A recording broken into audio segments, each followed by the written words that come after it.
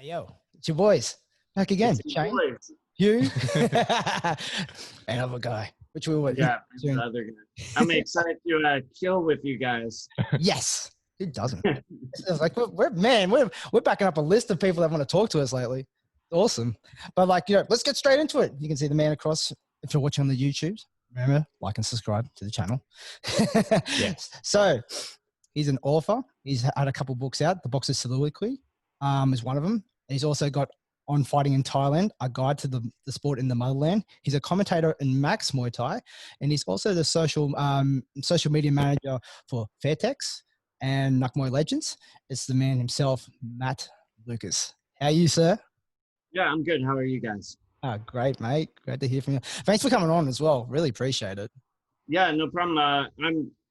I really appreciate you guys doing a podcast a week or two ago with Rob as well. Yeah, you're the one that asked for it, and I was like, it was awesome. He's just a legend, and he's given a lot to the sport and opened up a lot of doors for a lot of people, myself included. And I think a lot of times he's a bit underrepresented. I mean, yeah, so it's good, Awesome. Yeah, and we also, you have your own podcast as well, which is the same as your book on fighting in Thailand. And just already you shouted, I said a couple of times as well. Really appreciate that. But I just personally went through listening back to a few episodes, especially sponsorship for fighters. That's a great series. I really enjoyed that one in particular. Yeah, it's something that I wanted to do. As a lot of the podcast is sort of learning tools for myself to learn how to do certain things and to figure things out. And then it's like, well, okay, I'm not that far ahead of other people. I'll just share the knowledge, and hopefully other people can learn and grow as well, and sort of, build the sport that way. And doing these things has helped me sort of organize my thoughts, and also given me skills to get sponsorships for people, especially like some of the guys over at Muay Thai Gram. And so for instance, Jaleel Barnes, a black kid, he gets sponsored by a couple companies. Patrick Rivera, who's a guy out in California, Economic Properties, and he gets cash each time he fights. So it's not like a ton of cash. It's like, a couple $100, so like 6,000 or so baht, which is a lot of money for a fighter. That's your rent. That's, your a lot of your travel expenses are paid for. Mm-hmm. Yeah, definitely. In this particular episode, I think it's going to be really important for a lot of fighters to listen to, in terms of branding themselves, how to get sponsorship, and how to handle a little bit more the financial stuff that, that you're not taught to do anyway. And it's when you organize this, I go, oh, this is going to be a really good one in terms of if you are a fighter at the moment, from there, you got to also put out your own kind of brand to say okay, someone should sponsor you, but why? It's what can you offer as well? But before we get into that, because big topic in there, let's go a little bit into your background. So, when did you first get into martial arts, and and Muay Thai in particular? I started Muay Thai in about 2005 or so. So I lived in Las Vegas for a little while, and I went to Master Toddy's gym just to stay fit. And then I moved back to the Bay Area, to Oakland, where I worked at a bar. And I didn't want to go to school. I didn't want to have a career. I also didn't want to drink my life away. So I was like, okay, I got to do something. I signed up for the gym. I started going regularly. I saw an interclub fight, a smoker. I was like, oh, I should do that. I did it. I was like, oh, that's okay. I'll keep doing it. Oh, I've never been abroad before. Okay, I should go to Thailand. Let's see what happens. So I didn't want to go over like a doof. So I spent a lot of time studying basic Thai at a temple in Berkeley. And then I went over, I fought at Teprasit Stadium. And, it was a pretty low level fight. I came back. I was like, oh, well, that went well. I guess I'd just keep going. So it's been 10 plus years now. 15 years, I guess. And I'm still going. This is just living the dream as well. Yeah. It's when was your last fight? So I fought a year ago out in Isan. I went actually to Isan on today is Saturday. I was there on Thursday. I was gonna fight, but it got rained out. So and my hope is like this year to fight a little more, just for fun. There's someone in America that I want to fight a lot. He's my age. He's about the same shape as me, round.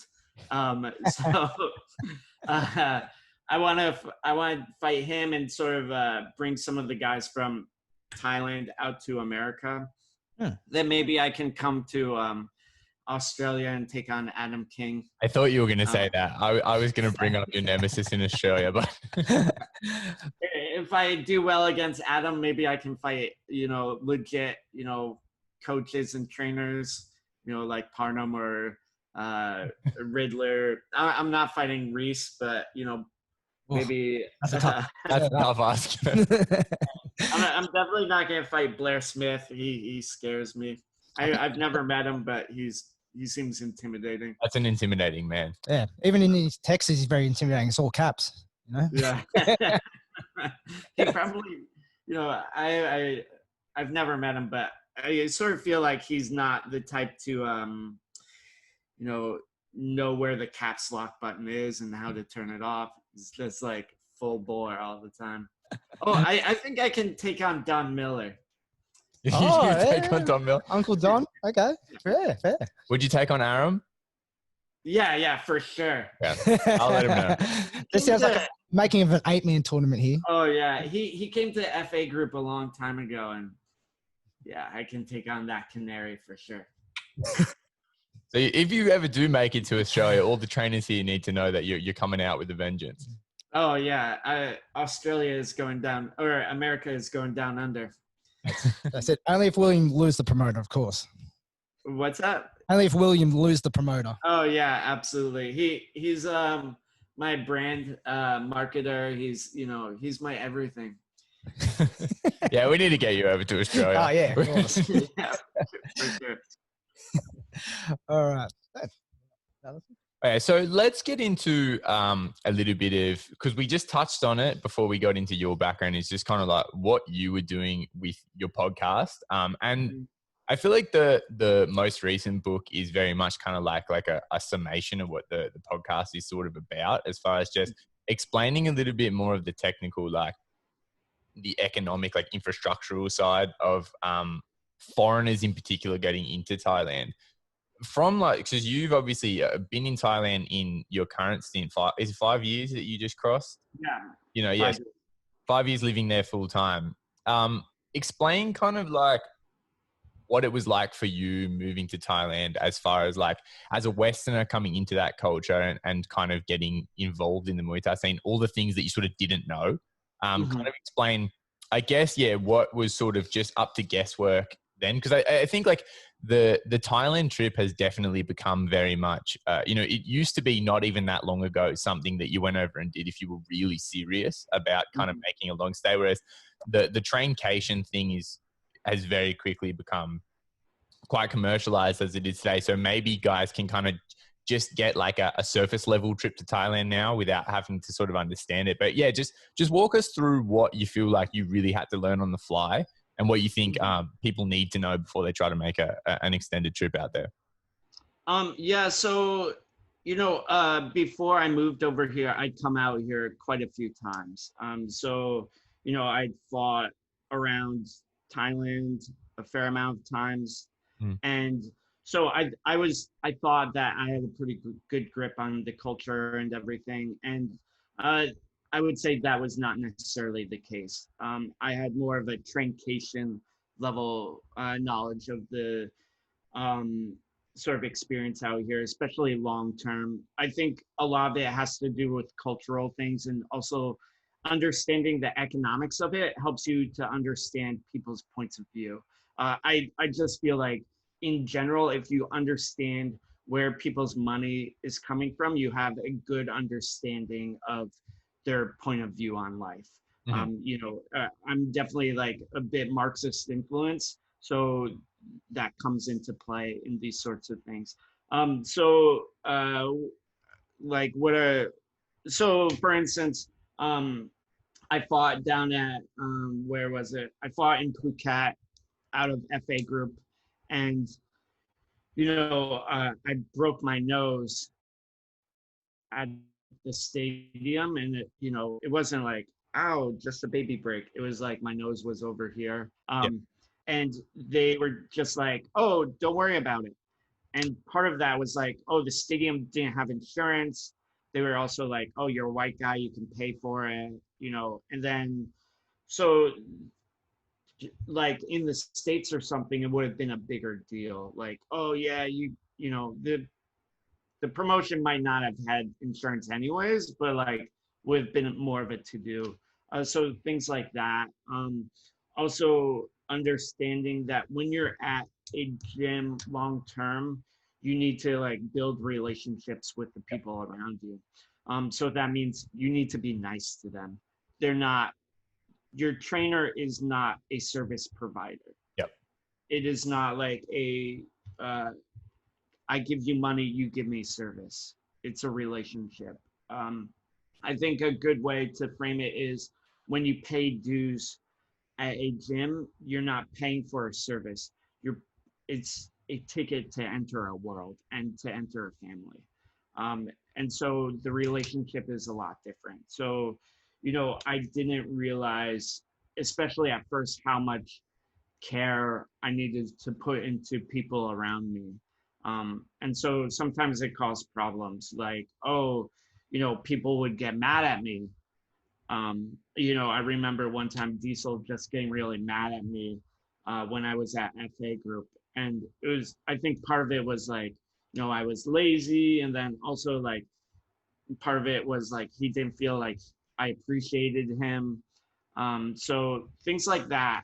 And, I tell foreigners, oh, the little things go a long way. So when you go to a gym, like walk in, say hi to everyone, buy a bunch of sponsors for people. Yeah. It's like, like say you go to PK, you drop, 600 baht, which is $20, and you give out, a bottle sponsor to whoever the fuck you see. It's just going to go a long way to lubricate the relationship. To, start off on a really positive note. And just to interject for listeners who might not know, Sponsor is a Thai electrolyte drink. Oh yeah. It's like buying Gatorade or something. Yeah, it's a buy round. Nice. Yeah, it's so I like it. It's sort of sugary though. Yeah, it's very nice after training. Yeah. So doing things like that matters a lot. What are other things that the language, I think, not enough foreigners have an understanding of the language. So like, especially the language of Muay Thai, it's a bit specific. So understanding things like, oh, janhwa, like rhythm.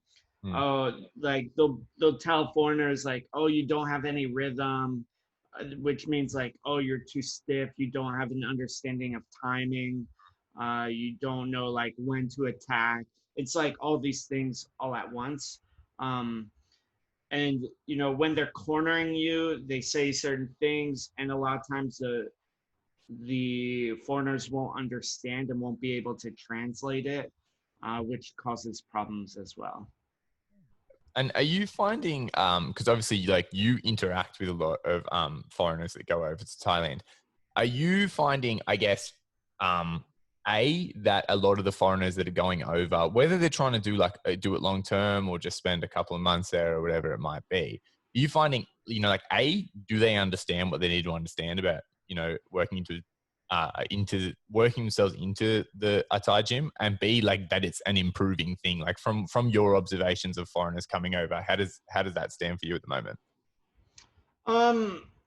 I think the progress is pretty slow, but I think there is some. I think it's also like a bit regional as well. So, places like Phuket, which had more of a traincation vibe, I feel like the level of sort of interest there or like understanding there would not be as high. But, it's also, there are more and more like long-term foreigners out here. And a lot of times people need to learn through their own experience. Like I can tell you things and be like, yo, bro, do this, do that.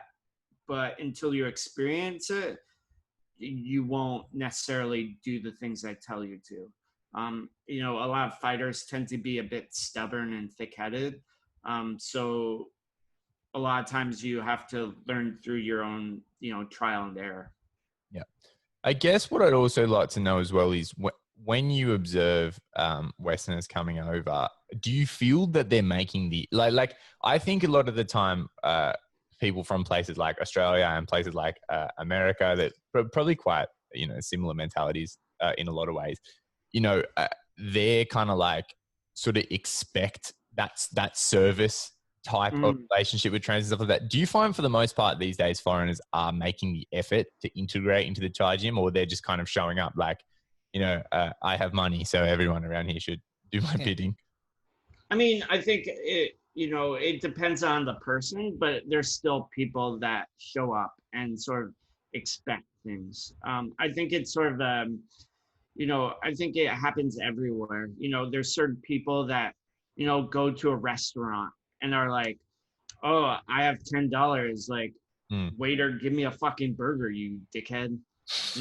And then there's people that are like, oh, I'm going to a restaurant. Oh, the waiter's busy. Like, I can wait a minute. It's not a big deal. Hey, I'd like, a medium rare burger. I'm vegan, so I never do these things. But, but the, I think it's like a bit of a personality thing as well. But there's definitely still, a fair amount of entitled people that come over.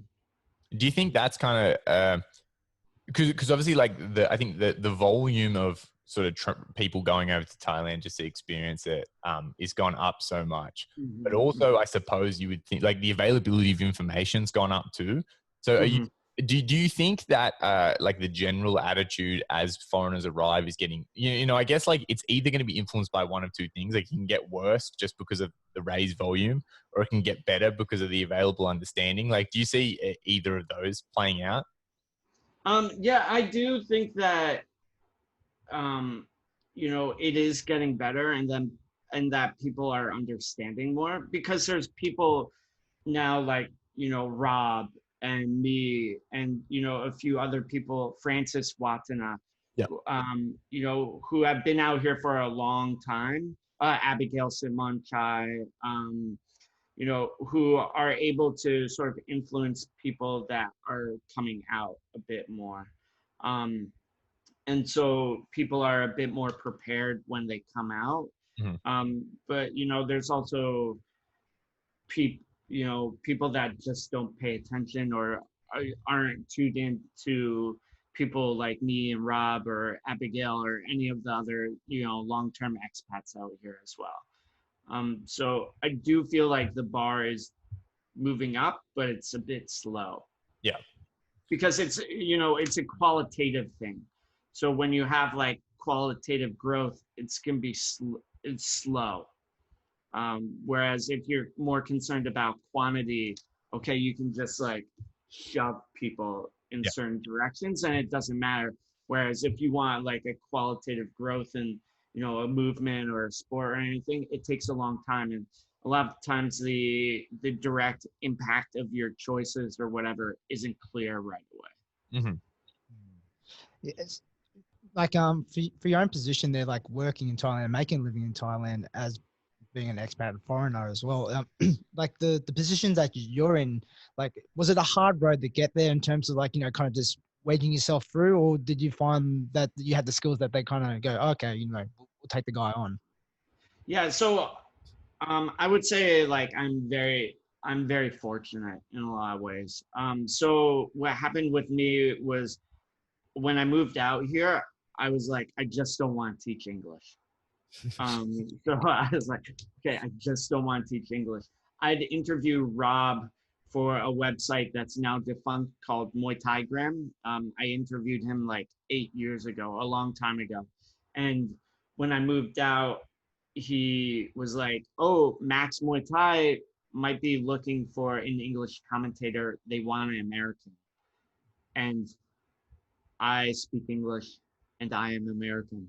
So, I was lucky enough to get the job, and through him, like that springboarded a lot of other things for me. So I trained at FA for a while, for about a year. And then they offered me a position as a foreign liaison, which, got me involved in the sport in a lot of ways. And then that, led me to taking on the position at Fairtex as their social media manager. And because I've been out there, been out here for a while, that gave me opportunities to work with Nak Muay Legends, which led into Muay Thai Gram. So like a lot of things just snowballed for me. I'm not saying like I didn't work for them, but I'm very lucky that I was in the position that I was in, and I made it work for me. I don't make a ton of money. I do well for Thailand standards. Right now I make like about 40,000 baht a month.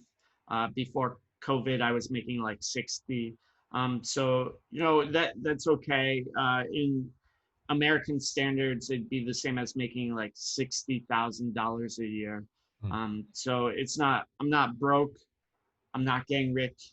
But every afternoon I take a nap and I work out, 5 or 6 days a week. So it's pretty tight. Yeah, that's good. That's a good living. So Yeah. Now, off of like, I'm interested to get into a few things. Like, there's a lot to kind of even just pull out of like the kind of timeline that you just broke down for us, because I think like you're very well known in the Muay Thai community, but very much as like, a personality, like a Muay Thai figure, and as also as someone who kind of like promotes other parts of Muay Thai, if that makes sense. You kind of manage fighters and put them on social media, and you do the Muay Thai Gram and stuff like that. So I think like I'm interested to give people the chance to just get a feel for like, how you got to be where you are. So I'd love to like understand, you were the foreign liaison at FA Group, which is like, a lot of, really high level fighters have come out of FA Group, of course, like, one of the greatest of all time, Pech Bunchu. And a lot of high level foreigners have spent time there, like Australia's Toby Smith, had a good run for FA Group. So talk me through a little bit what being a foreign liaison in a Bangkok gym kind of entails. Like, what was the day to day like? Yeah, so it's a lot of work. It was a very, very good experience. It's a lot of work. So you are doing a bunch of different things. You're fielding emails. So, Hugh, writes in all caps, I want to come to Thailand. I want to stay FA Group 2 weeks. I come Thursday. And then he arrives on Wednesday. And so, it's bringing him to his room, booking, the deposit, receiving money, invoicing him. Then, oh, okay, Hugh, how are you? I am fine. I love Thailand. Where is Thai massage? And it's like, oh, there's no Thai massages around here. What do you mean there's no Thai massages? Well, this neighborhood doesn't have any Thai massages. You have to like take a motorbike down. Motorbike, what is motorbike? So, and then there's like that sort of stuff, which, it's a lot of hand holding. And then, Shane is like, oh, I want to fight. I want to fight. I want to fight. Get me a fight. And it's like, Shane, like, you've been here for 2 days. Like, you need to chill, bro. No. I worked out for like 2 months at home, and I'm here for a week. You got to get me a fight. And it's like, bro, like, that's not really how it works. And then, oh, okay, I got you a fight. Are you ready? Oh, I forgot my cup. Where's the cup? It's like, oh, bro, you gotta buy a cup. what do you mean? Where can I buy a cup? Blah, blah, blah. You know, so these are all like things that you have to constantly deal with. Then, you know, dealing with the ties and business can be a bit difficult as well. You know, there's obviously language barriers and cultural things as well that happen. So you have to have a very relaxed attitude and sort of go with the flow a lot, which can be very difficult for Westerners. So it's a lot of booking, it's a lot of management stuff, it's a lot of moving people around, it's a lot of like customer support. Yeah. And which can be annoying. You know, like I remember one time at FA Group, a certain foreigner, you know, I won't say any names, but we might have mentioned him already. I know. Came into the gym and had staph. Yeah. And so I was like, oh, bro, like, I don't think like you should be, you know, training. Like, you need to chill. No. The doctor said it's, you know, fine. It's fine. I'm just here for a week. I gotta train. And it's like, you know, bro, I don't think, you know, you should be doing this. I mean, now I would be like a lot harsher, but, you know, then I was like getting my feet wet. Yeah. And this person ended up giving it to a bunch of other people in the gym. As taken away with staff, yeah. Yeah, and then you know, this person is pissed and wants a refund, and then like this person, you know, has a fight coming up, and now they have staff, and like, you know, so a lot of it's people and personality management, which can be difficult. I'm very happy for the experience of being a foreign liaison. I am very, very, very glad I don't do it anymore. and I'm interested to hear as well, because like I remember, you know, like I used to like plan trips to Thailand like when I was 12. Like I just always wanted to go out, and I always read, you know, as FA Group, it was really regarded when I was a bit younger as one of those camps where like, you know, it wasn't that foreigner friendly. Like, you know, like only a certain number of foreigners could be there any time. And like, it was really brutal. You know, it was very Thai style training. It was kind of a take it or leave it thing. And I eventually made it to FA Group, but not for that long. And it is very receptive to foreigners now. Like it's very much a gym that is welcoming of foreigners. And sometimes like you can go there and there is far more foreigners than Thais. Like I would say they probably have like a smaller stable of actual like stadium fighters these days, and accommodate the Westerners a lot more. Do you kind of think like your acting as a foreign liaison there was kind of a part of that bridging process? Like, did they sort of take you on board? Like what was it like as far as when you started out there? What was the volume of foreigners coming in like? Yeah. And was they kind of really speeding it up? So when I started there, training there, I was the only foreigner. Yeah. You know, they'd have waves of other people. Obviously Toby had been there, Victor Nagby and a few other people. And then they'd left, and then I'd come in, and there was like one or two other guys. And I was like, this is tight. This is awesome. Like, I'm into this. So before I started working there, I was like, oh yeah, I'm not telling anyone about this gym. Yeah. And then they were like, oh, can you help us? Okay. Then I started telling people, and it basically took like about a year or so to like really transition into more of a well-known gym, in terms of like foreigner friendly. Yeah. And you know, it definitely changed a bit of the dynamics at the gym and what was going on. But now because of COVID and no foreigners, they've upped the amount of ties. Okay. So, you know, it's reverted back in a lot of ways, which, you know, is interesting as well. Yeah. Do you still go through there here and there? Like, yeah. I go through there pretty, you know, once a month or so. I think I told Diesel I would do an interview with them, but I've been a bit busy, so hopefully I get to that soon. Definitely be cool. And so let's switching up to, I guess we'll go into again. So, you know, that was kind of the day to day of being a foreign liaison, and now at Fairtex, which is, you know, very large scale, very modern, kind of tourist quite tourist inviting camp in Mhm. Pattaya. And also quite modern in the sense that, you know, very much moving towards having a functioning MMA team. So how did kind of the role at Fairtex come about? What is the day-to-day for a social media manager for a major gym like that? Yeah, so again, I was very lucky. They were looking for a social media manager. My former boss, Jason Burnsworth, posted about it, and I was like, I want this. So I obviously knew a bunch of people at the gym. I pushed really hard to get in. I got the job.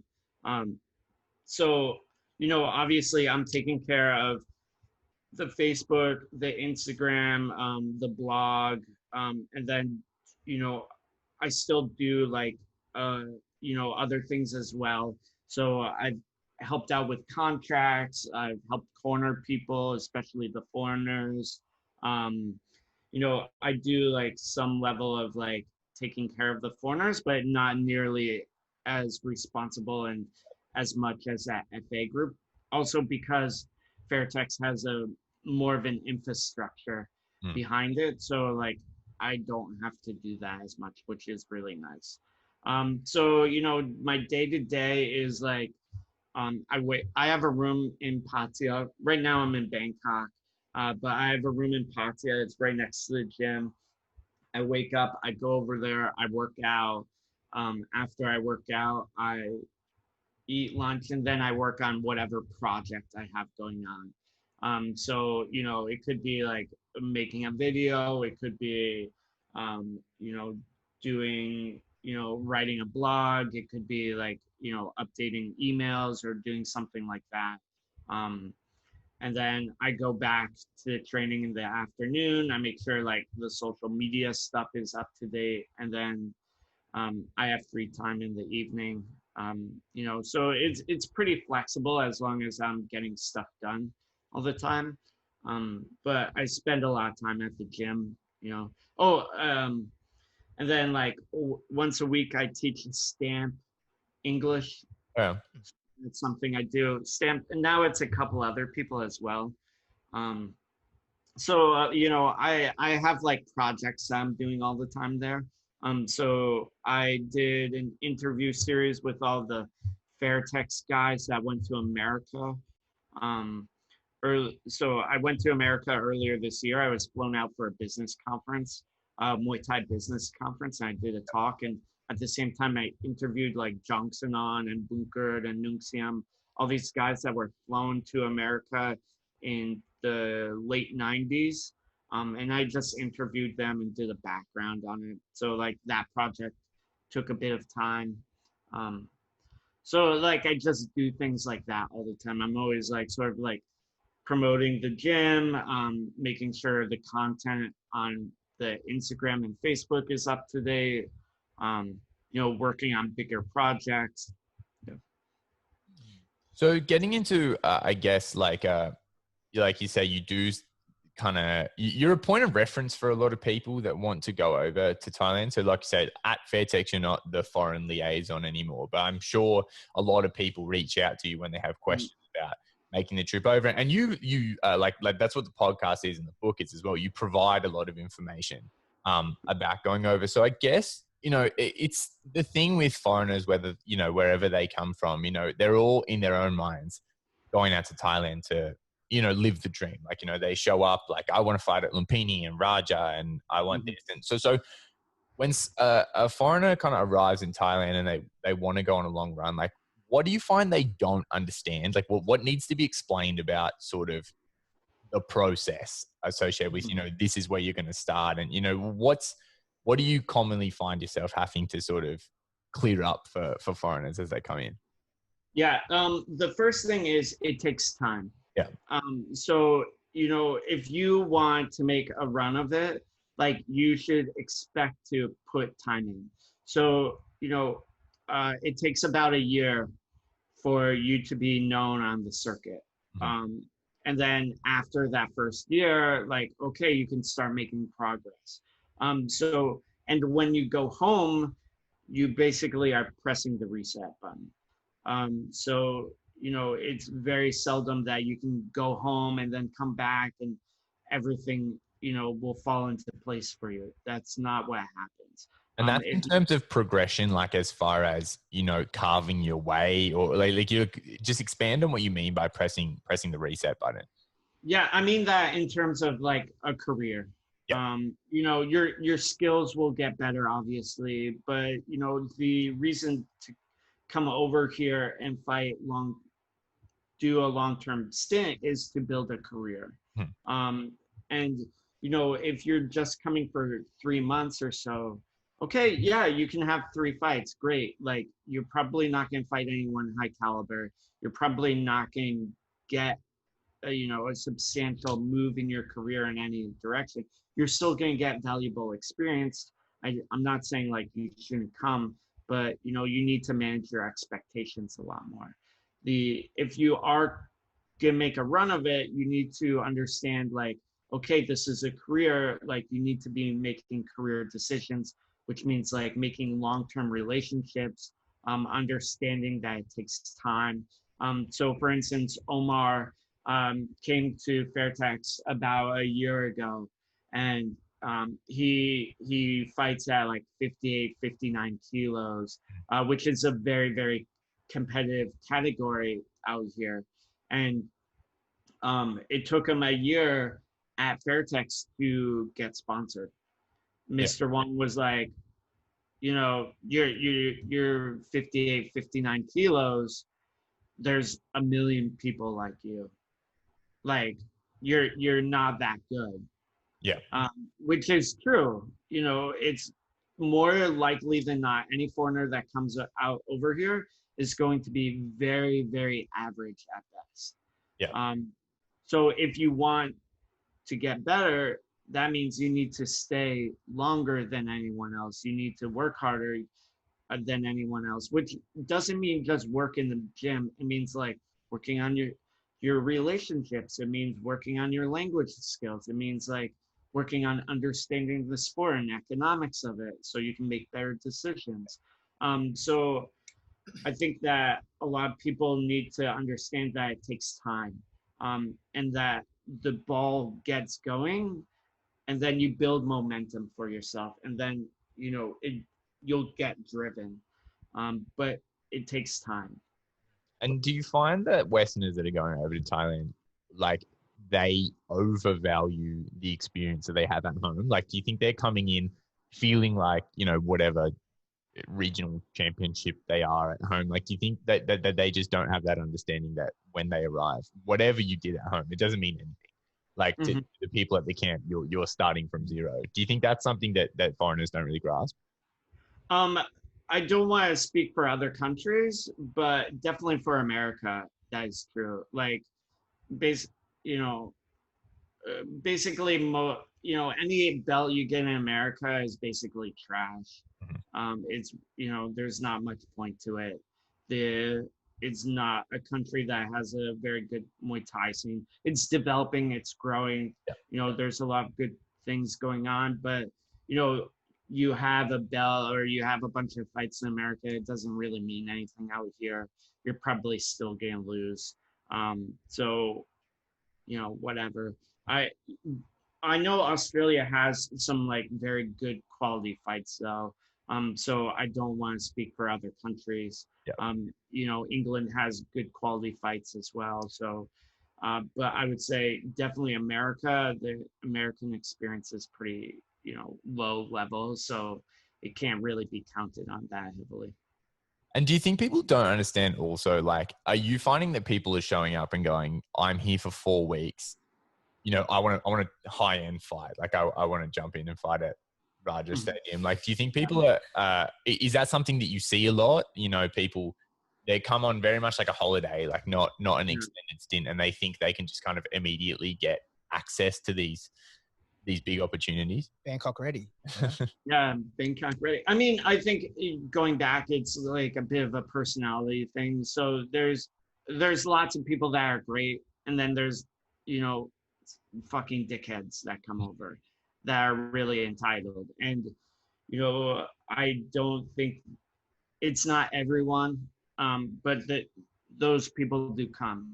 Yeah. I think those people exist in every sort of environment or circle. Just entitled people. My experience actually has been a lot of Americans are pretty entitled.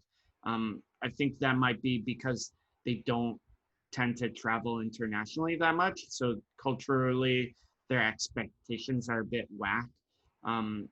Countries where the people generally travel internationally a fair amount won't have the same level of expectation, Yeah. or will be a lot more grounded. Well, that's kind of going on to like a little bit on social media stuff again. And they're like, there seems to be like a lot of like guys that haven't had a lot of fights, but really work the social media game well, try and put in their favor. And then most of the advertisers are the guys that are super experienced and they're usually like really good and like that, have like next to no social media presence whatsoever. It's like, do people try and come over to there and like use that as a little bit of a leverage? And it's like, yeah, you'll get me fights because I got this social media presence. I can help you. You find what? I mean, there are those people. And I don't want to like discredit the value of like social media. Obviously, I work in the industry and it is very, very valuable. But there are also things that social media doesn't portray. So it's a way of looking at the world, which you need other perspectives all the time as well. And I think that people that underutilize social media should use it. And then there's some people that overuse it and sort of abuse it. Yeah. Oh yeah, definitely.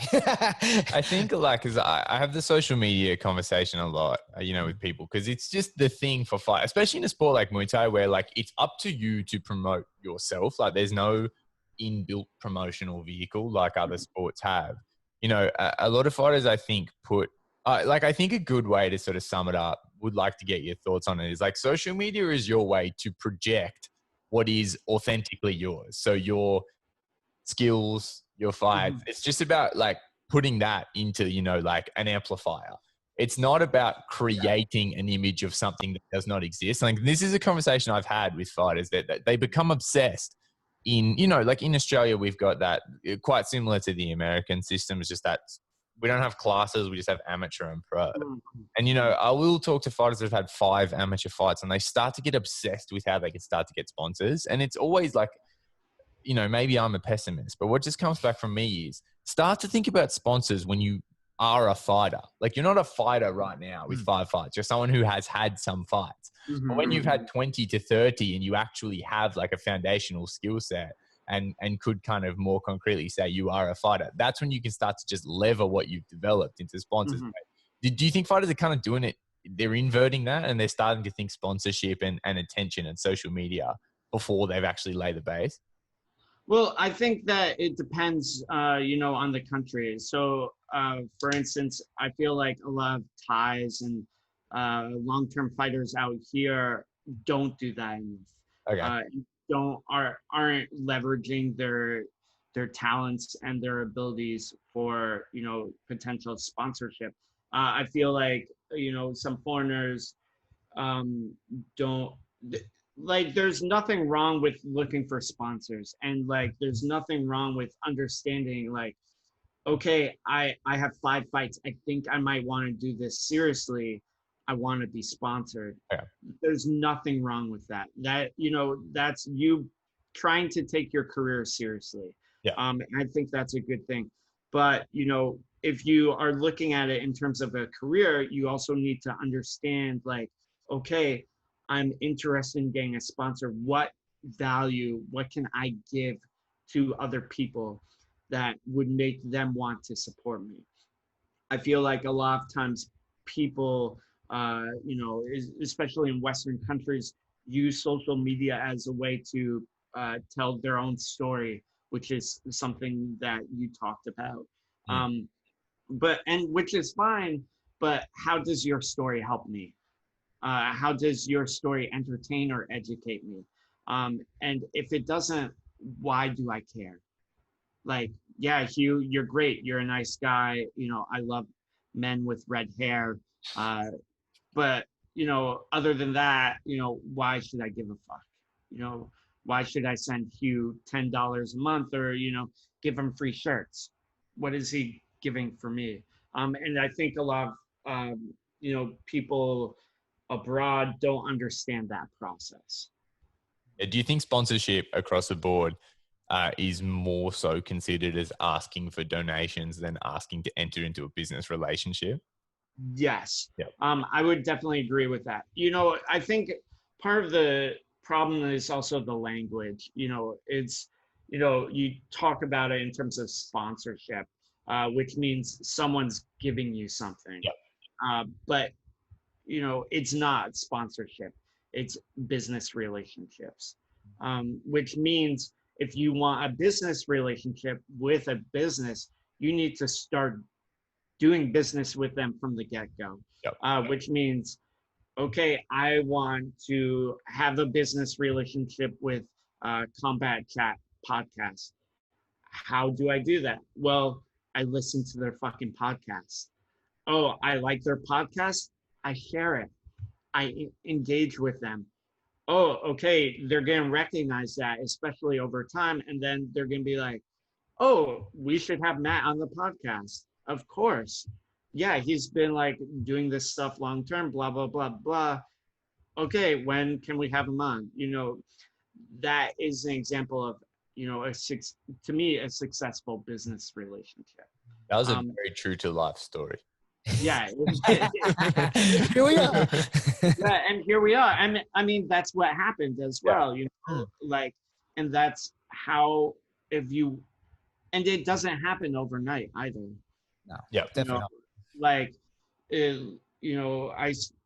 I first became aware of the podcast like a year and a half ago, 2 years ago, and then, Hugh was over at PK. I saw the back of his head at Raja.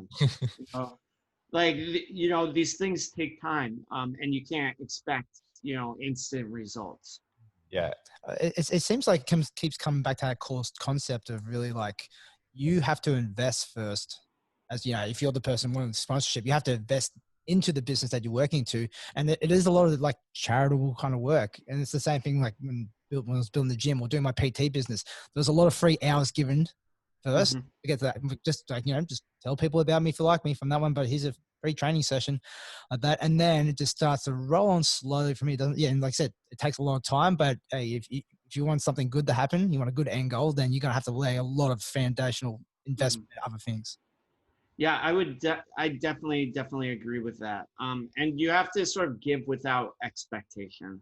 Exactly. You can't like give and, be like, oh, I told you he was handsome on his fucking podcast. Now he doesn't like any of my Instagram posts, like that fucking dickhead. You can't do things like that. You can't expect immediate returns and results. You have to play the long-term game. Yeah, I guess as well, like network development is kind of like a more complicated thing than people realize, because you're never going to develop.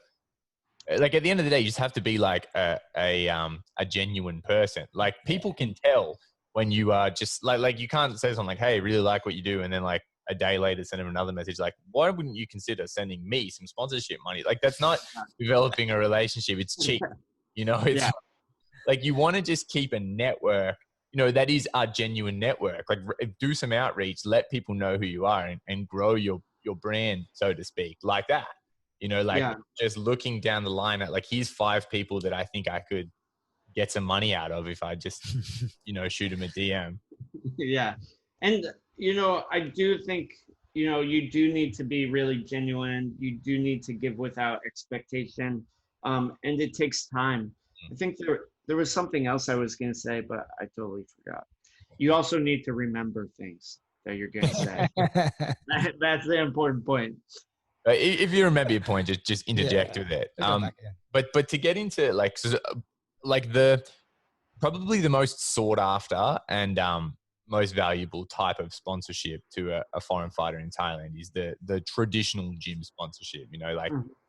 They'll put you up, give you your training for a cut of your purse effectively.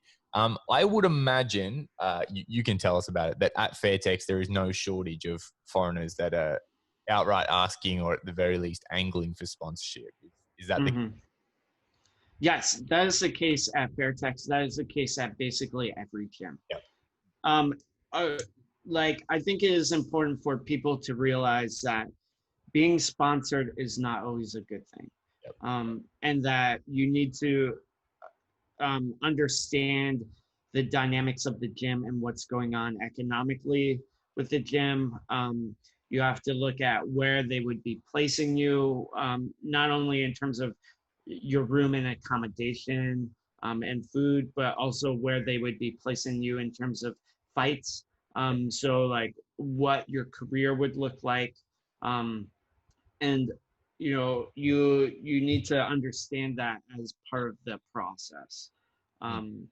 So a lot of people, it's a sort of a similar thing as like amateurs wanting to go pro maybe too soon. They want that pro title, but they don't necessarily understand the work that goes into it, or like if they turn pro too quick, they might just get smashed by some guy that spent more time as an amateur, and built more of a groundwork behind him. Yeah, so I think people need to realize that being sponsored by a gym isn't always a good thing, but it can be a very, very beneficial relationship for people if you spend the time building the relationship. And like, if you want to be sponsored at a gym, your best bet is to go in as a paying customer. Yeah. Go in, pay your dues, uh, you know, pay for 4 or 5 months, train consistently, don't give them headaches, be a productive part of the gym. So help out other people. That could mean like helping out the foreigners that newly arrived. That could be like, going to the fights and cheering people on. That could be like just reposting whatever the fuck is going on social media for the gym. Um, and then, okay, you've been there 4 to 6 months. Okay, maybe you can like talk about discounted rates, or something like that, where you've already shown you've given them value. So they're like, okay, this person is worth having on the team. We can do something for you as well. And would you say that, because I hear foreigners that go over to Thailand all the time saying like, oh, I'm just going to go and spend 6 to 8 weeks there, and then ideally pick up a sponsorship, and then I'm going to stay long term.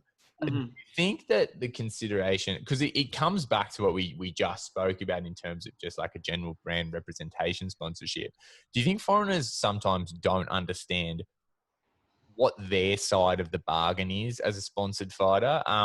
And I guess explain to an ambitious foreigner who's hoping to pick up a sponsorship, like, how do you give back to the gym? You just touched on it there. Like what is a gym really looking for you to do, or like to bring the value to make yourself worth their investment? It's something, that Tim Fisher and I talked about in the podcast series about sponsorship, was like some gyms will just sponsor fighters. And that does not mean, something I touched on before, that the sponsorship is that good. So they just want like the warm bodies, the face, and whatever. So like you have to be aware, like, oh, yeah, you got sponsored by, Dunkin' Donuts Muay Thai that no one knows about, that has no credible fighters, and you're fighting padunk-a-dunk guys. Like, it's not great. You're sponsored, cool, but it doesn't mean anything. Yeah. In terms of giving back, there's the things I mentioned before. A very, very easy way of giving back to any business that you like or support is like to just promote them on social media. It takes fractions of a second and shows you fucking care. Not enough people are like, hey, this podcast is good. I learned something. Just share it on your fucking Facebook or whatever. It's not going to kill you, and you can do that for a lot of different people, and they will appreciate it. So that is one very easy way. Paying on time. Yep. So pay your dues on time. Don't ask for discounts before you give the money. So be a fucking good customer. Go to people's fights, cheer them on. You don't have to go to everyone's fight, but support the people around you. Be considerate when you're actually training. So don't go around fucking smashing people just because you're a big tough foreigner. A lot of the Thais it's their livelihood. So if you hurt them, you are hurting their job and ability to make money. So doing things like that. If you're in a foreign country, a very easy way of giving back is like give monetary support to a fighter you like or a gym that you care about. There's gyms now like War Watana that are run solely based on nonprofit stuff. Or like a very easy way of supporting a fighter out here is like, hey, you're fighting, here's $100. $100 in the West is not the same as $100 in Thailand. And your money will go a long way. And that's a very, very easy way of giving back to a gym. Say Hugh, for instance, is interested in going back to PK. A very, very good way is like, hey, Game, who is the manager at PK, I see Prajan Chai is having a fight coming up soon. I'd love to help him out in some way. Do you have his PayPal, or can I transfer him some money?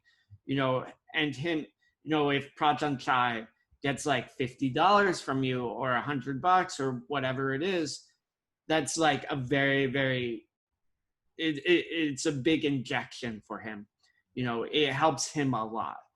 So that's like his phone bill. That's like, a lot of food for him and stuff. For you, it's like, oh, I didn't get pissed on Saturday night, or maybe I, got pissed in my room at home and watch reruns of Prajan Chai fighting instead, Yeah.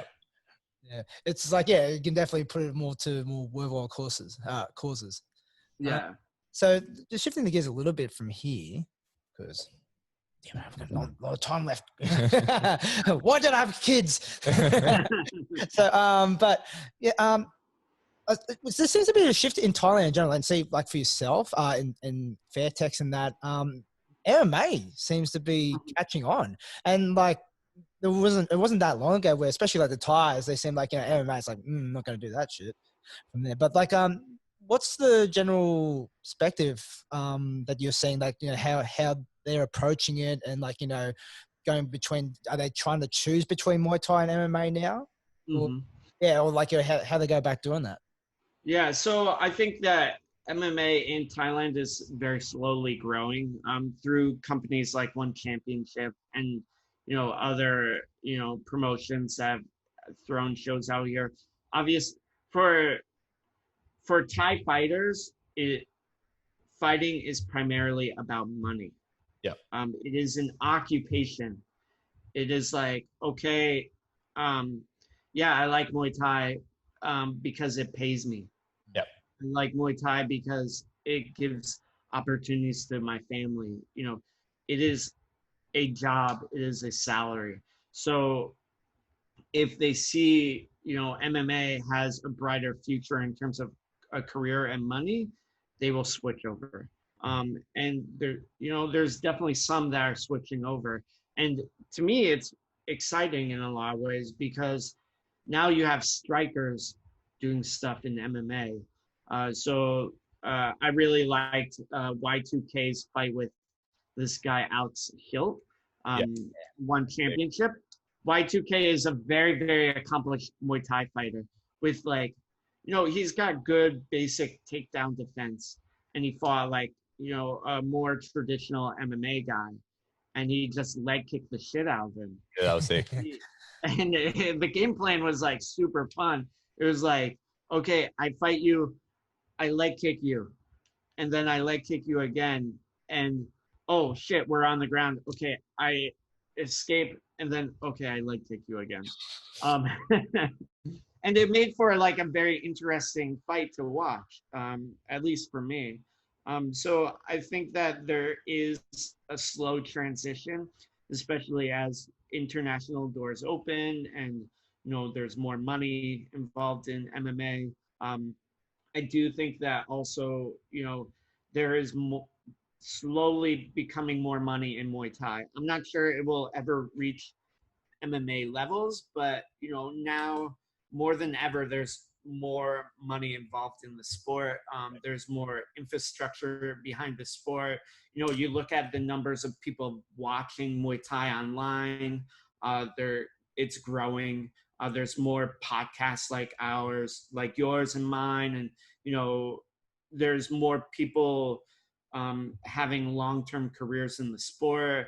5 years ago, it was just Rob and like Kevin Noon.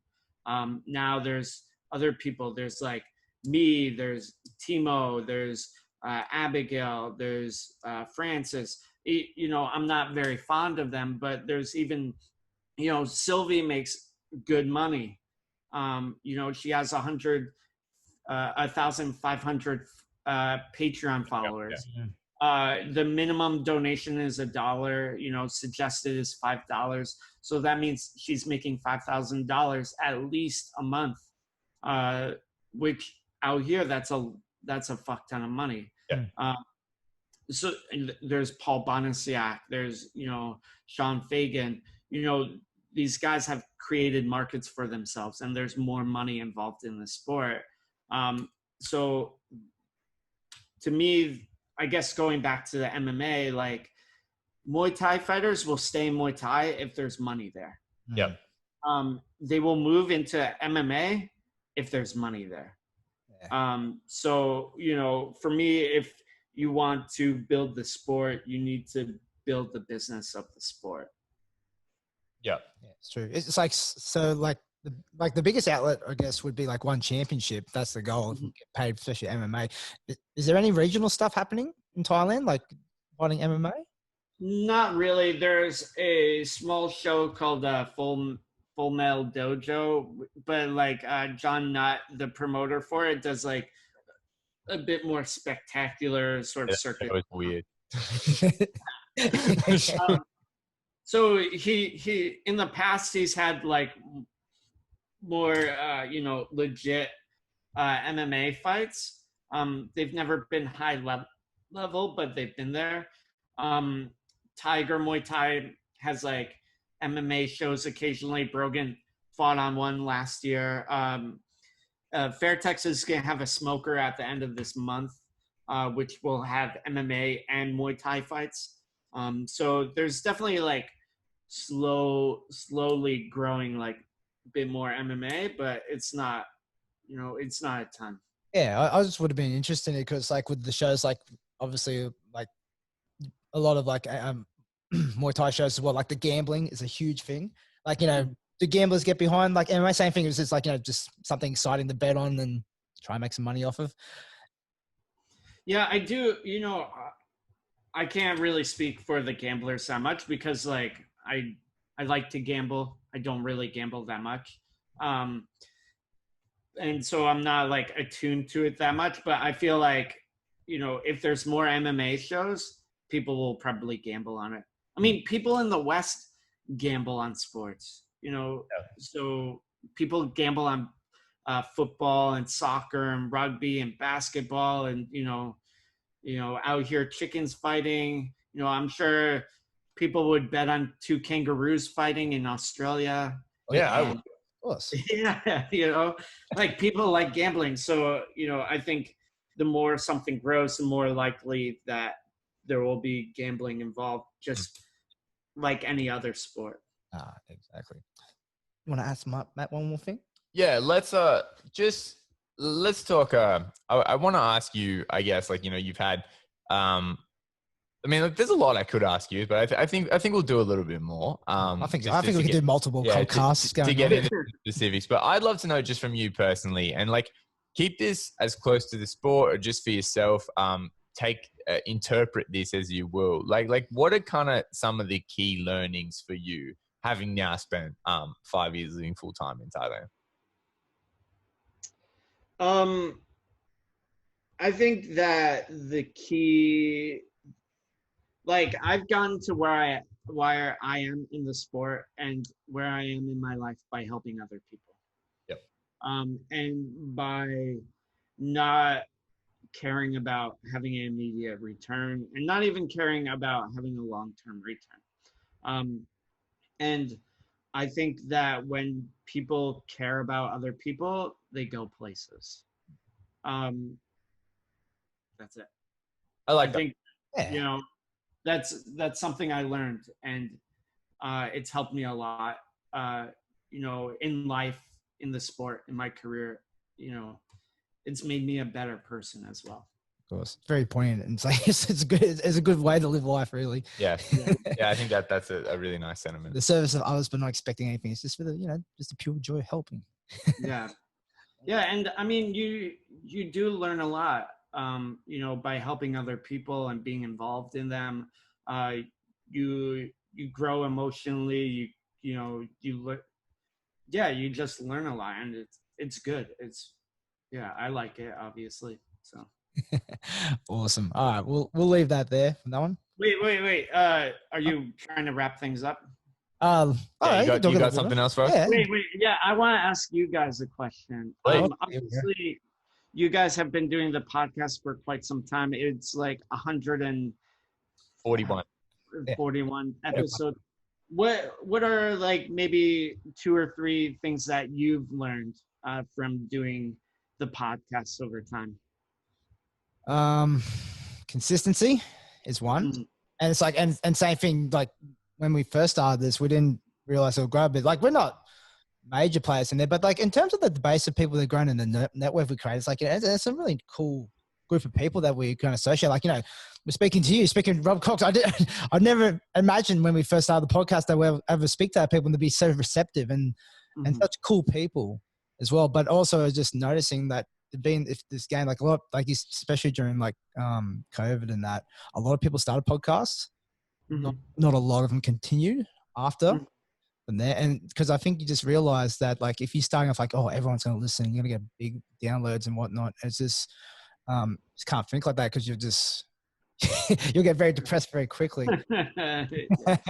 But consistency is a good thing. You just keep trucking on, like, you know, you just bang them out. People listen. They don't. You do it for the passion of doing it. And really, when we first did this, it was just a selfish exercise of getting people to listen to me, but also provide a pathway to talk to people like that we've talked to. And it's like, I'm absolutely amazed by the people that we've talked to and people lined up to talk to towards the end of the year as well. Well, that's the main thing I learned also so far. To give kind of like Shane touched on a couple of things to give my take. I think podcasting, like my views on doing the podcast and this as a project, it ties into just how I think about a lot of things in general. Is that like, I think first and foremost, any production like this is you genuinely have to give a shit. Like the reason that when I was starting out fighting, like I've been involved in Muay Thai for probably coming up on 10 years now. And you know, I'm only 23, so that's like that to me, that's my whole life. Like, I don't know what was going on pre-Muay Thai. Is that when I was starting out, I wanted to know everything there was to know about Muay Thai, but there wasn't a lot of avenues to, you know, like when I would go to an elite Australian fight show, and like the first fight show I ever went to, Sing Payak was fighting. And he's an ex-Channel 7 champion. Like in Muay Thai standards, he is really a big deal, but I had really no way to kind of conceptualize who he was. It was explained to me, but like I was really watching a master technician at work. So to me, it's about like, I have really come to love Muay Thai, and it's such a big part of my life that when I make this podcast, I feel that the only way I can make it is I just have to project that I genuinely care about what happens to the sport.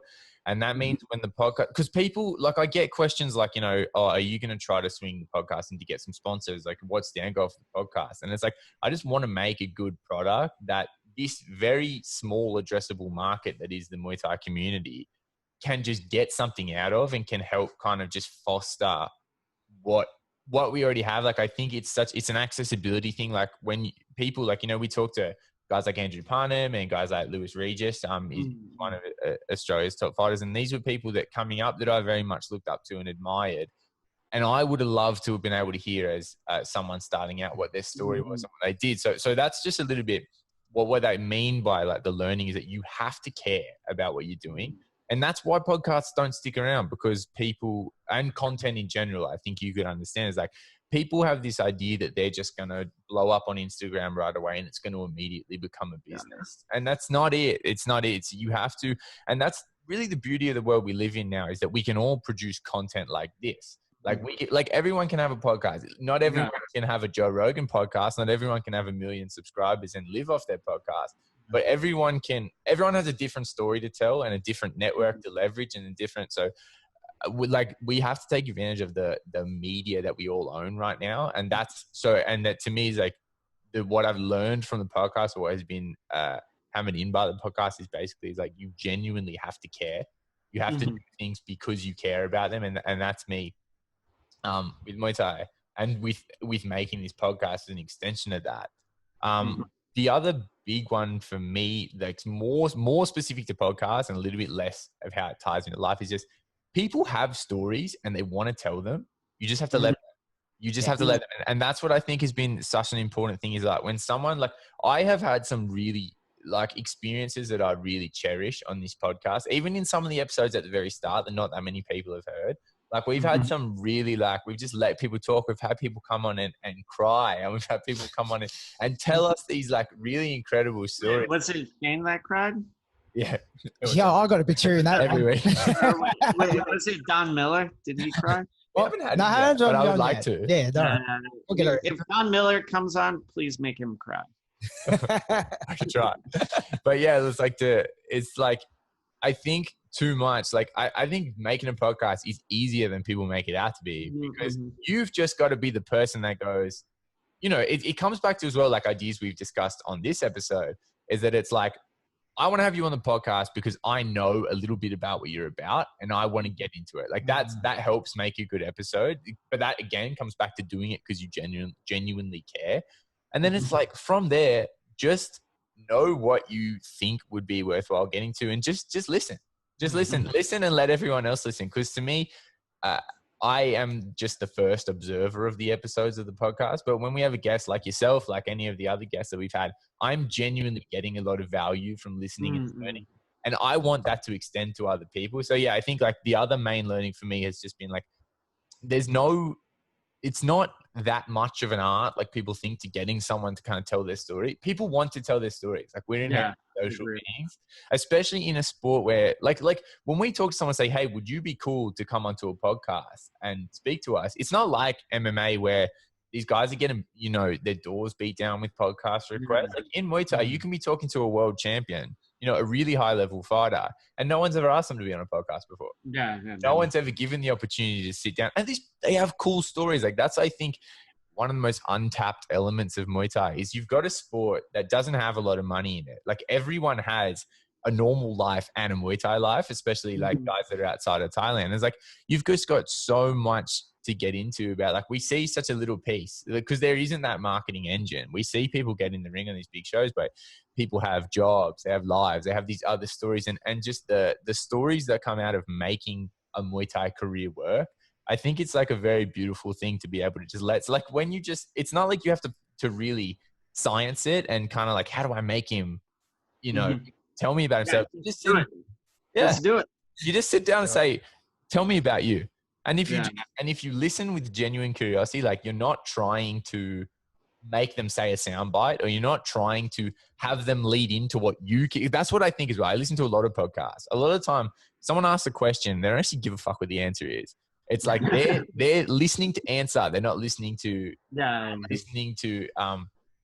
understand. So I think that's just like, if you take like almost like an empathetic podcasting approach, it's like, yeah. So to bring it back to my main point was like, yeah, I think people have stories and they want to tell them. And that's been like one of the coolest things to learn, is just how you just need to give them a platform. Yeah. It's yeah.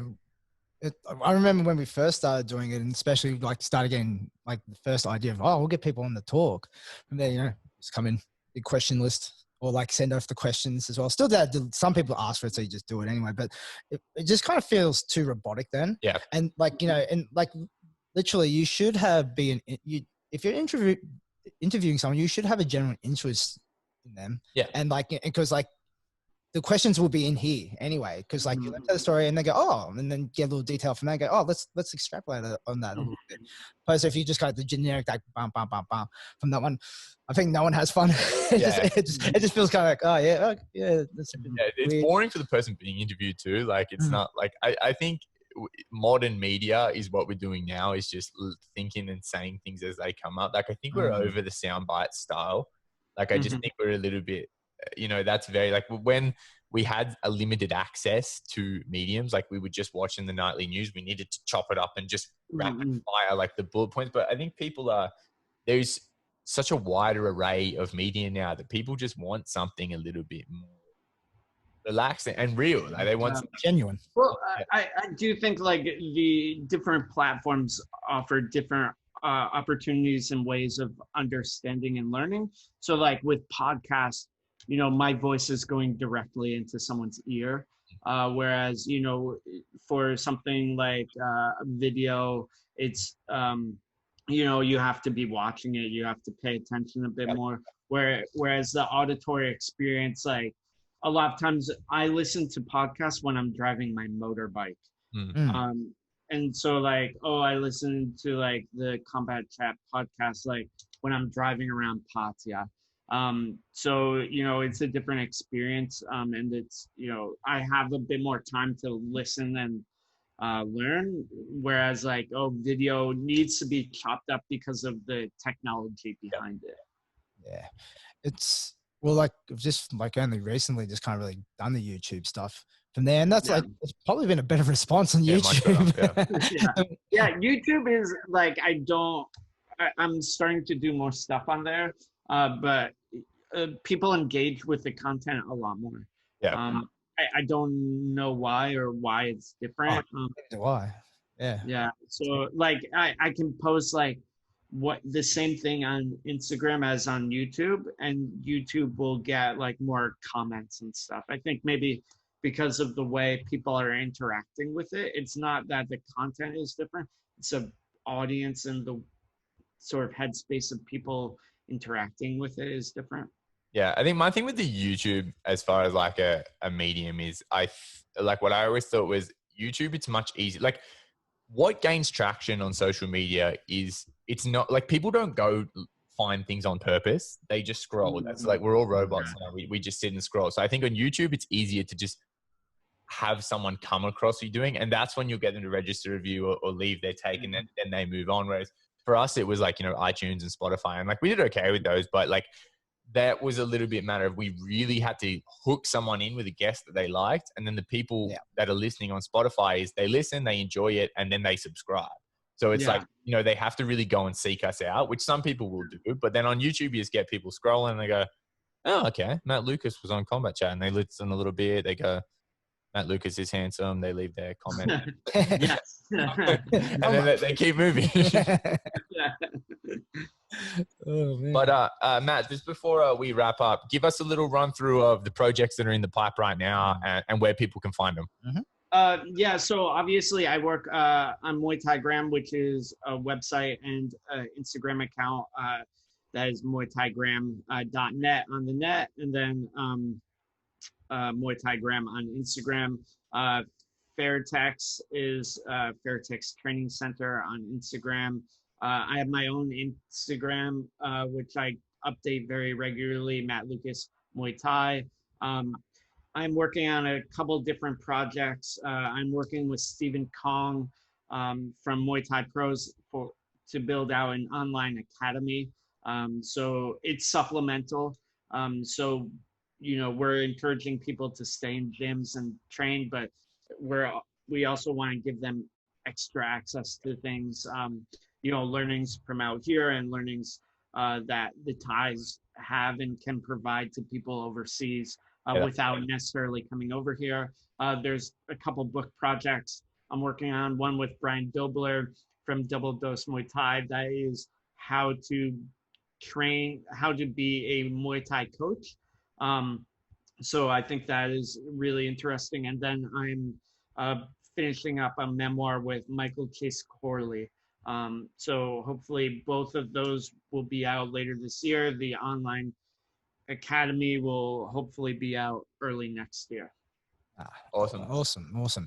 So, guys, just remember, check our show notes because I'll have all the links for Matt's books and his Instagram that there. So please go have a look, purchase them. They're great books. Yeah, if you're thinking of going to Thailand, obviously I read On Fighting in Thailand. I read it a couple of times because I read the digital version and the hard copy. Really, really useful, especially if you are someone such as myself who comes from a gym where you don't have like really a connection to Thailand or a trainer that's been there a lot, or a really good way to get kind of a first-hand feel of what it's like to go over. And if you want to build out a little bit of a trip where you go and do some fights, I would recommend reading On Fighting in Thailand by Matt Lucas. Yes. Thank you. Good. So Matt, thanks for coming on, mate. Really enjoyed it. Thanks, guys. It was a great time chilling with the boys. Oh, yeah. Chilling with the boys. Sadly, Trent couldn't be here, but Yeah, just had to take a break today. Unfortunately, you couldn't make it. But that's all right. Maybe another time. But like I said, hopefully this is the first of many multiple ones down the track. Yeah. All right. Thanks, guys. Good. All right. Cheers, so catch you later, guys. See ya.